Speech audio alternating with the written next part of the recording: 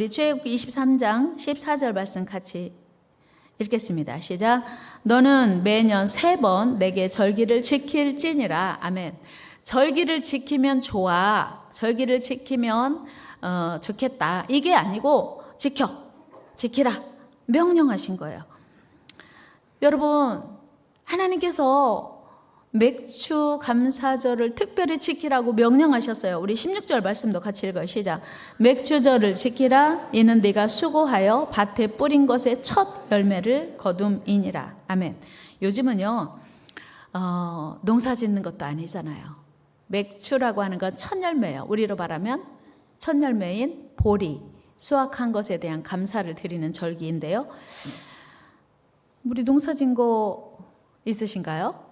어제 어떤 집사님이 목사님 보리 수확했습니다. 그래서 보리 가져오셨더라고요. 보리 농사 지은 분은 가져오실 수 있는데 보리 농사 안 지은 분은 오늘 이 아침에 무슨 감사를 드려야 할까? 우리 말씀을 통해서 여러분들 안에 감사가 회복되기를 주의 이름으로 축복합니다. 이 병사가 하나님께 목사님께 감사드린 것처럼 우리에게 부모님을 주신 거 이 아침에 감사할 수 있기를 축복합니다. 부모님이 연로하시게 되면서 부모님이 감사가 아니고 오히려 짐이라는 생각이 들 수 있어요. 그러나 그 부모님이 지금은 몸이 불편하시고 거동도 불편하시고 우리에게 집이 될 수 있지만 그분이 우리를 낳으셨고 키우셨기 때문에 부모님에 대한 감사는 평생 해도 부족하다는 생각입니다. 또한 이 병사가 하나님을 알고 천국 소망 갖게 된 것에 대한 감사했습니다. 오늘 우리에게도 예수 그리스도를 알고 천국 소망 갖게 된 것이 큰 감사의 조건 되시기를 축복합니다. 여러분, 당시 이스라엘 자손들은 이방 땅에 포로된 자신들의 형편과 상황을 개탄하며 두려움에 사로잡혀 있었을 거예요. 그들은 불안해하고 고통스러운 형편과 당시 상황으로 인해서 자신들이 과연 하나님이 우리를 사랑하신다는데, 하나님이 우리를 만들었다는데, 하나님이 우리를 책임진다는데 맞아? 그렇게 의심하고 있었던 거예요. 그리고 지금 우리가 이렇게 고통 가운데 있는데, 광야를 지나고 있는데 우리가 어떻게 미래가 보장될 수 있겠어? 라고 두려워하고 있었어요. 혼돈 가운데 있었습니다. 그런데 그런 그들에게 하나님이 지금의 현실이 절망하거나 포기할 상황이 아니고 오히려 하나님께서 새롭게 빚어가실 미래를 기대해야 하는 상황임을 말씀하고 있어요. 그래서 우리는 그들의 처한 상황이 물 가운데 있든지 불 가운데 있든지 상관이 없어요. 왜요? 하나님이 물 가운데 있으면 홍해를 가르신 것처럼 갈라주실 것이고, 불 가운데 있으면 사드락과 메삭과 아벳노고를 지켜주신 것처럼 건져주실 것이니까 걱정하지 말라는 거예요. 오늘 우리도 마찬가지예요. 우리 2절 말씀 한번 같이 읽어요. 시작. 네가 물 가운데 지날 때 내가 너와 함께 할 것이라. 강을 건널 때 물이 너를 침몰하지 못할 것이며 네가 불 가운데로 지날 때 타지도 아니할 것이요 불꽃이 너를 사르지도 못하리니. 아멘. 보세요. 야, 너 지금 물 가운데 허우적거리고 있어? 걱정하지 마. 내가 건져줄게. 너 지금 불같이 어렵고 힘든 상황에 있어? 내가 그 불이 너를 타지 않게 지켜줄 거야. 하나님의 약속이에요. 그 말씀이 여러분 안에 믿어지시기를 축복합니다. 여러분, 우리는 예수 그리스도의 십자가의 은혜로 거듭났습니다. 그럼에도 불구하고 아직 부족하고 연약해요. 옆 사람에게 인사합시다. 죄송해요. 아직 제가 부족합니다. 죄송합니다. 아직 제가 연약합니다. 다시 한번 제가 실수가 많습니다. 아직 완성품 아니에요. 하나님이 지금 지어져 가고 만들어져 간다고 말씀하시거든요. 그런 모습 때문에 때로는 절망하고 낙심하고 때로는 그 두려움이 우리 앞에 펼쳐지기도 합니다. 그럼에도 불구하고 우리 하나님은 우리에게 낙심하지 말라, 절망하지 말라 말씀하세요. 왜요? 우리가 그리스도 안에 있으면 새롭게 만들어져 가기 때문입니다. 하나님이 지금도 우리를 빚어가고 계시기 때문이에요. 우리 하나님께서는 바벨론 70년 포수 가운데 있던 이스라엘 백성들을 해방시키기 위해서 페르시아의 고레스 왕을 사용하셨어요. 여러분요, 우리 하나님은요, 천지 우주 만물의 주인이시고요, 창조주십니다. 온 세상의 왕이세요. 그래서 지금 바벨론의 포로로 끌려가서 제국이 바뀌었어요. 페르시아의 노예로 살고 있던 이스라엘 백성들을 고레스 왕을 통해서 해방을 선포하게 하셨어요. 그리고 돌아가도 좋아, 예루살렘에 가서 성전을 재건해도 좋아, 이런 어마어마한 기쁜 소식을 듣게 되었어요. 복음을 듣게 된 거죠. 이건 기적 같은 일이에요. 그러나 온 우주 역사의 주인 되시는 하나님께는 오히려 작은 일이었어요. 이스라엘 백성들은 우리 삶에 이런 일이, 이런 놀라운 일이었지만 하나님은 아주 사소한 일, 그까짓 것이었다는 거예요.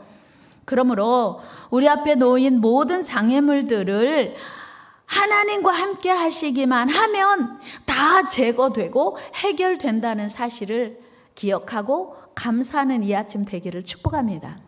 여러분, 내가 열심히 일하면 인생이 열리고 풀립니까? 그럴 수도 있고 아닐 수도 있어요. 제 얘기가 아니고 성경이 말하고 있는 거예요. 시편 127편 1절 말씀 읽어요. 시작. 여호와께서 집을 세우지 아니하시면 세우는 자의 수고가 헛되며 여호와께서 성을 지키지 아니하시면 파수꾼에 깨어 있음이 헛되도다. 아멘. 2절에서 너희가 일찍 일어나고 늦게 누워도 수고의 떡을 먹으면 헛되도다 했어요. 그러니까 새벽같이 일어나서 잠 안 자고 하루 종일 땀 흘려도 그것이 내 삶의 열매로 나타나지 않을 수는 얼마든지 있다, 그런 얘기예요. 무슨 말씀이냐면 여호와 하나님이 도와주셔야만 아름답다고 하는 거예요. 그런데 북한은 지금도 신앙의 자유가 없어요. 하나님을 못 믿어요. 성경책을 가지고 있는 것만 발견이 돼도 바로 감옥 갑니다. 우리나라는 마음껏 하나님을 찬양하고 우리 6.25 당시에 부산까지 남아했어요. 하여튼 부산이 끝이잖아요. 더 이상 이제 피해 갈 데가 없어요. 거기에 모였을 때 이승만 대통령이 전국에 있는 기독교인을 향하여 우리 기도합시다. 여러분, 나라를 위해서 기도해 주십시오. 그래서 부산 초량교회에 모여서 하나님께 적극적으로 기도했어요. 그 이후로 계속 우리는 하나님을 의지했고 하나님께 기도했고 하나님을 바라봤고 하나님을 예배하기에 힘을 썼습니다. 북한과 남한이 다른 것은 하나님을 마음껏 섬길 수 있었던 것이 다른 거였어요. 그래서 오늘날 우리가 이렇게 현격한 남북한의 차이를 우리 이제 보게 된 것입니다. 뿐만 아니고 때로는 천재지변이나 우리가 아무리 노력해도 사고 또 질병으로 인해서 우리가 원치 않는 어려움을 만나기도 합니다. 그러나 오늘 우리가 이렇게 위대하신 하나님을 찬양하고 마음껏 예배할 수 있는 것은 전적인 하나님의 은혜요, 감사의 조건이라는 거예요. 우리 하나님께 감사합시다. 여러분, 대한민국에 태어난 거 축하드립니다. 우리 옆 사람과 인사해요. 대한민국에 태어난 거 축하드립니다. 대한민국에 사시는 거 축하드립니다. 여러분요, 옛날에는요, 아메리칸 드림이라고 해서 미국으로 유학 가고 미국으로 이민 가는 것이 꿈이었어요. 가기만 하면. 하여튼 그러나 지금은요, 한국이 미국보다 더 살기 좋대요. 미국에 사는 사람들이 한국에 와서 잠깐 보면요, 와, 진짜 한국 좋다, 한국 살기 좋다 다 말하거든요. 이렇게 우리가 경제 대국이 된 것은 전적인 하나님의 은혜인 줄로 믿습니다. 그래서 우리는 대한민국에 태어난 게 감사의 조건이고요, 대한민국에서 살고 있는 게 감사의 조건인 줄로 믿습니다. 여러분, 탈무드에 이런 말이 있어요. 만일 한쪽 발을 다쳤으면 두 발 다치지 않은 거 감사하라. 두 발을 다 다쳤으면 뭘 감사해야 될까요? 생명 있음을 감사하라. 여러분, 생명을 잃었으면 천국 주신 거 감사하라. 그렇습니다. 영원한 죄로 멸망할 우리를 구원해 주신 천국 백성 삼으신 하나님께 감사드려야 한다는 거예요. 오늘 본문은 이스라엘 백성들이 애굽에서 430년간 노예로 살다가 탈출하여 저 약속의 땅 가나안을 향하여 가는 여정에서 주신 하나님의 명령이고 약속입니다. 지금 이스라엘 백성들은 그 지긋지긋한 노예 생활을 청산하고 적과 꿀이 흐르는 가나안의 주인으로 살 수 있는 특권을 약속받았습니다.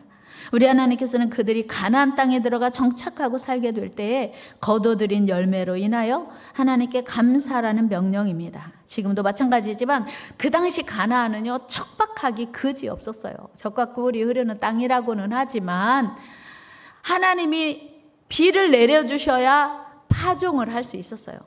하나님이 비를 내려주셔야 곡식이 자랄 수 있고 비를 내려주셔야 수확할 수 있었어요. 그러니까 전적으로 수확은 하나님의 도우심이었다는 거예요. 따라서 이스라엘 백성들은 맥추절을 지킴으로 자신들이 거둔 열매가 하나님의 전적인 은혜임을 고백하며 감사하라는 것이었어요. 이런 모습은 오늘 우리에게도 마찬가지입니다.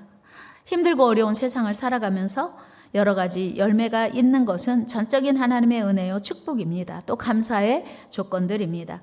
사도 바울은 성도들에게 항상 기뻐하라, 범사에 감사하라 라고 말했어요. 사도 바울이 뭐가 그렇게 감사할 게 있었을까요? 사도 바울은요, 사랑하는 아내 없었어요. 사랑하는 자식도 없었어요.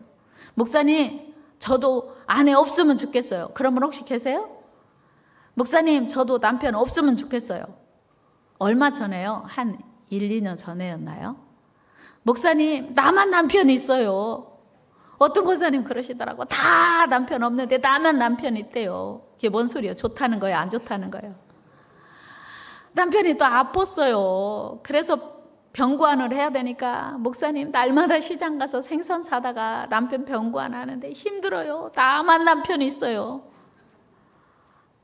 그런데 제가 그랬어요. 권사님, 남편이 있어서 감사하세요. 근데 진짜 남편이 돌아가셨어요. 오늘 물어볼 걸 그랬네. 오늘 일부 예배 오셨는데 그분이 나만 남편 있다고, 너무 힘들다고, 다 남편 없는데. 그런데 지금 남편 없어서 행복할까요? 감사할까요? 여러분, 많이들 아는 이야기지만 오래전에 장수무대에서 할머니와 할아버지들이 나와서 퀴즈를 풀었어요. 할머니가 설명하고 할아버지가 맞추는 거예요. 답이 뭐냐면 천생연분이에요. 할머니가 막 설명을 했어요. 당신하고 나 사이, 할머니가, 할아버지가 우리 부부잖아요. 그러니까 천생연분인데 할아버지가 막 설명을 하는 거야. 당신하고 나 사이. 그랬더니 할머니가 왼수? 아니야, 내자. 그랬더니 평생 왼수? 그랬대요. 천생연분을 평생 왼수. 오늘 이 자리에 계신 분 중에 혹시 그 인간이 나를 평생 힘들게 해서 평생 왼수라고 생각하는 분 계세요? 아니요. 그 인간 때문에 겸손하게 되고, 그 인간 때문에 기도하게 되고, 그 인간 때문에 하나님을 놓칠 수 없어서 믿음으로 산다면 그분은 천생연분인 거예요. 그분이 그대 있음에 감사의 조건인 줄로 믿습니다. 여러분, 사랑하는 자식이 있는 것이 감사의 조건이에요. 자식, 무자식이 상팔자라는 말이 있지요. 요즘은요. 그래서 아예 자식을 안 낳는데요. 차라리 개 키우는 게 낫대요. 그런데 여러분, 어렸을 때, 오늘도 지금 한 16개월 된 애기 우리 교회에 왔거든요. 얼마나 예쁜지 몰라요. 우리 교회 귀여움을 독차지해요. 하은이 최고 그러면 이렇게 해요. 이게 안 돼요, 애기들은. 그러니까 이렇게 하는 거예요. 그러니까 다들 그 애기 보면서 귀엽다고. 나 사랑해. 그러면 또 이렇게, 이걸 못 해가지고 이렇게 해요. 이거 하나로 다 통해요. 얼마나 예쁜지. 전사님이요, 얘기 안 컸으면 좋겠대요. 지금 이대로. 여러분, 자녀들이 지금 너무 힘들고 자녀들 때문에 속 썩는 부모 계십니까? 그래도 그 자녀 때문에 그렇게 기쁘고 즐겁고 행복한 날이 있었어요. 또 자녀가 아직 없었을 때 자녀를 하나만 낳았으면 좋겠다. 아들이든 딸이든 그런 적이 있었잖아요. 그렇게 간절히 기다려다 아기를 낳는데 얼마나 기쁘셨어요. 그런데 지금 그 아이들이, 자녀들이 속 썩인다고 해서 왼수라고 하면 안 됩니다. 여러분, 그렇게 간절히 기다린 적이 있어요. 그런데 사도 바울은요, 아내도 없었고 사랑하는 자녀도 없었어요. 그런데 어떻게 범사에 감사하고 항상 기뻐하라고 말할 수 있었을까요? 사도 바울에게는요, 몇 명의 동역자와 친구가 있었습니다. 그런데 그들도 그들을 배신하고 떠나갔습니다. 뿐만 아니고 복음을 전하다 매맞고 옥에 갇히고 가난하고 궁핍하고 춥고 배고팠어요.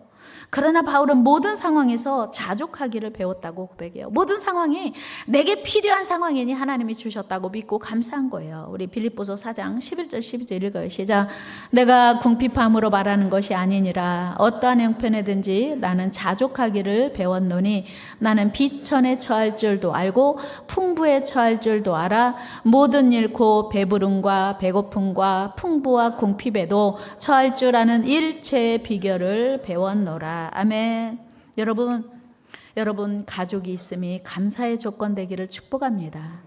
여러분 믿음의 동역자가 있는 게 감사의 조건인 줄로 믿습니다. 혹시 이 모든 것 중에 목사님 저는 배우자도 없고요, 자녀도 없고요, 그 다음에 부모님도 없고요, 아무도 없어요. 그래도 감사하십시오. 왜요? 오늘 숨 쉴 수 있는 게 선물이거든요. 옆 사람에게 인사해. 우리 오늘 숨 쉬는 거 선물입니다. 그럼요, 오늘 숨 쉴 수 있는 거 하나만으로도 감사의 조건이에요. 여러분 이번에 장마로 군산은 그렇게 많은 비가 오지 않았지만 장마로 목숨을 잃은 사람들이 있어요. 실제로 14개월 된 여자아이도 집이 매몰돼서 이 세상을 떠났고요. 또 우리 전라북도에서도 정말 아까운 목숨을 잃은 사람들이 있습니다. 여러분 그래서 오늘 내가 숨을 쉬고 있는 것이 감사의 조건이에요. 오늘 내가 누리고 있는 것이 하나님의 은혜로 된 것이기 때문입니다. 만일 이 모든 것이 당연하다고 생각한다면 하나님의 은혜를 잊어버린 거예요. 여러분 오늘 여러분이 누리고 있는 거 다 하나님께 간절히 기도했던 것들이에요. 아니에요? 여러분 하나님 이것 해주세요 저것 해주세요 눈물로 기도했던 것들을 지금 다 이미 이루고 계신 거, 하나님에게 응답받은 것들이 얼마나 많은지 몰라요. 그래서 우리는 지나온 주님께서 주신 은혜들을 기억하며 감사해야 돼요. 그런데 하나님께서 베푸신 은혜는 다 잊어버리고 아직도 이루어지지 않은 것만 안타까워하며 감사할 수 없다면 하나님이 기뻐하시지 않습니다. 감사는 하나님의 명령이기 때문이에요. 또한 하나님의 은혜를 깨닫지 못하면요 멸망하는 짐승 같대요. 우리 시편 49절 9장 20절 읽어요. 시작. 존귀하나 깨닫지 못하는 사람은 멸망하는 짐승 같도다. 아멘. 여러분 감사가 회복되기를 축복합니다. 실제로 바벨론의 느부갓네살 왕은요 하나님께서 남유다를 책망하기 위해서 남유다를 깨우치기 위해서 일시적으로 하나님이 바벨론의 느부갓네살을 왕으로 세웠어요. 그래서 남유다를 공격하게 했고요. 포로로 잡아왔어요. 성전에 있는 많은 제사 때 쓰는 물건들을 가지고 오게 했네요. 이 하나님의 은혜인데 교만해가지고 자기 힘과 능력이라고 생각했어요. 그래서 그걸로 술 마시고 하나님께 감사하고 영광 돌리지 않았어요. 그래서 하나님이 진노하셨어요. 우리 다니엘 5장 18절에서 20절 말씀 읽어요. 시작. 왕이여 지극히 높으신 하나님이 왕에 붙인 느부갓네살에게 나라와 큰 권세와 영광과 위엄을 주셨고 그에게 큰 권세를 주셨으므로 백성들과 나라들과 언어가 다른 모든 사람들이 그의 앞에서 떨며 두려워하였으며 그는 임으로 죽이며 임으로 살리며 임으로 높이며 임으로 낮추었더니 그가 마음이 높아지며 뜻이 완악하여 교만을 행함으로 그의 왕위가 폐한바되며 그의 영광을 빼앗기고 느부갓네살이요 하나님이 높이시고 하나님이 왕이 되게 하시고 하나님이 남유다를 치게 하신 걸 몰랐어요. 미련해가지고. 그래서 하나님이 진노하셨어요. 그래서 사람처럼 살지 않고 짐승처럼 살다 죽게 하셨어요. 우리 말씀 21절 읽어요. 시작. 사람들 중에서 쫓겨나서 그의 마음이 들짐승의 마음과 같았고 또 들나귀와 함께 살며 또 소처럼 풀을 먹으며 그의 몸이 하늘 이슬에 젖었으며 지극히 높으신 하나님이 사람 나라를 다스리시며 자기의 뜻대로 누구든지 그 자리에 세우시는 줄을 알기에 이르렀나이다. 느부갓네살이 죽기 전에야 짐승처럼 들에서 풀을 먹으며 살게 될 때 아하 하나님이 나에게 왕이 되게 하셨구나. 하나님이 나에게 존귀하게 해주셨구나 하는 걸 깨닫고 죽기 직전에 그렇게 짐승처럼 살다 죽어갔습니다. 그런데 그 아들 벨사살도 아버지가 그렇게 비참하고 처참하게 초라하게 살다 죽어갔음에도 불구하고 하나님의 뜻을 알지 못했어요. 그래서 벨사살도 아버지와 똑같은 전철을 밟고 있는 것을 지금 다니엘이 책망하고 있는 겁니다. 우리 25장 22절 읽어요. 시작. 벨사살이여, 왕은 그의 아들이 되어서 이것을 다 알고도 아직도 마음을 낮추지 아니하고 도리어 자신을 하늘의 주제보다 높이며 그의 성전 그릇을 왕 앞으로 가져다가 왕과 귀족들과 왕후들과 후궁들이 다 그곳으로 술을 마시고 또 왕이 보지도 듣지도 알지도 못하는 금은 구리, 쇠와 나무, 돌로 만든 신상들을 찬양하고 도리어 왕의 호흡을 주장하시고 왕의 모든 길을 작정하시는 하나님께는 영광을 돌리지 아니한지라. 아버지하고 똑같은 교만한 삶을 산 거예요. 하나님을 잃어버리고 산 거예요. 어떻게 되었어요? 다니엘에게 책망을 받고 그날 밤에 벨사살 왕도 죽어요. 왕도 소용없는 거예요. 하나님의 부르심 앞에는 왕도 거역할 수 없는 거예요. 우리 30절 말씀 읽어요. 시작. 그날 밤에 갈대아 왕 벨사살이 죽임을 당하였고. 여러분, 오늘 우리가 이 자리에 있는 거, 여러분이 그 자리에 있는 거, 여러분 하나님의 은혜인 줄로 믿습니다. 오늘 우리가 이렇게 살아가는 거 하나님의 은혜인 줄로 믿습니다. 내 노력과 내 땀과 내 수고의 열매, 물론 그럴 수 있지만 하나님이 허락하셨기에 그런 삶을 살고 있다고 하는 거예요. 여러분, 다 차치하고 감사는 하나님의 명령이에요. 감사할 수 있음이 은혜입니다. 감사는 하나님의 은혜에 사는 자의 당연한 도리입니다. 오늘 내가 누리는 것, 심지어 생명까지도 당연한 것 아니고 하나님의 은혜인 줄로 믿습니다. 우리 하나님께 감사합시다. 마지막으로 이야기 하나 해드리고 오늘 말씀 마치겠습니다. 온몸에 여러 가지 질병으로 걸어 다닐 수가 없어서 침대에 누워서 시간을 보내야 하는 어떤 집사님이 있었어요. 그녀는 다른 사람의 도움이 없이는 움직일 수도 없고 먹을 수도 없고 화장실도 갈 수 없었어요.